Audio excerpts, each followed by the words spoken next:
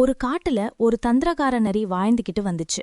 அந்த நரி சொந்தமா உணவு சேகரிச்சு சாப்பிடாம காட்டு மிருகங்கள் கிட்ட இருந்து திருடி தின்னுகிட்டே இருந்துச்சு. இத பார்த்த எல்லா மிருகங்களும் நரிக்கிட்ட பத்திரமா நடந்துக்குச்சுங்க. நரி கண்ல படுற மாதிரி எதையும் வைக்காதுங்க அதுங்க. இருந்தாலும் அந்த பொல்லாத நரி எப்படியோ காட்டு மிருகங்கள் சேமிச்சு வச்சிருக்கிற உணவு தானியங்கள் எல்லாத்தையும் கண்டுபிடிச்சு திருடி தின்னுகிட்டே இருந்துச்சு. அப்பத்தான் ஒரு புத்திசாலி முயல் அந்த நரிய பார்த்துச்சு. அடடா, சொந்தமா உணவு சேமிச்சு வாழ்க்கை நடத்தாம இப்படி திருடி திங்கிற நரிக்கு சரியான பாடம் புகட்டணும்னு நினைச்சிச்சு. உடனே முயல் காட்டு பகுதியில ஒரு நல்ல இடத்துல நான் விவசாயம் பார்க்க போறேன், அதனால இந்த இடத்துல வெள்ளரி தோட்டம் போட போறேன்னு சொல்லிட்டு கொஞ்ச நேரம் வேலை செஞ்சுச்சு. இத தூரத்துல இருந்து பார்த்த நரி, வெள்ளரி தோட்டம் போடுதா முயல், அப்ப கொஞ்ச நாள் கழிச்சு நமக்கு சரியான தீனி இருக்குன்னு நினைச்சுக்கிட்டு தினமும் அங்க வந்து வெள்ளரி காய்ச்சிடுச்சான்னு பாத்துக்கிட்டே இருந்துச்சு. கொஞ்ச நாள் கழிச்சு வெள்ளரிக்காய் காய்க்க ஆரம்பிச்சுச்சு.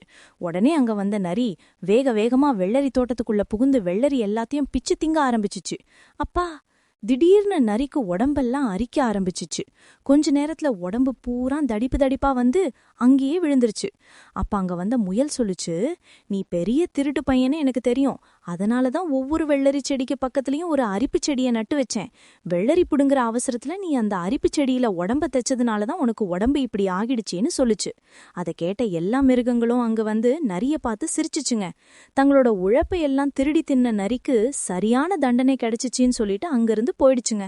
உழைச்சு சாப்பிடாம அடுத்தவங்க பொருளை திருடி தின்ன அந்த நரிக்கு யாருமே உதவ வரல. அப்பதான் இத்தனை நாள் தான் செஞ்ச தப்புக்கெல்லாம் சரியான தண்டனை கிடைச்சிடுச்சுன்னு நினைச்சு திருந்தி வாழ ஆரம்பிச்சுச்சு அந்த நரி.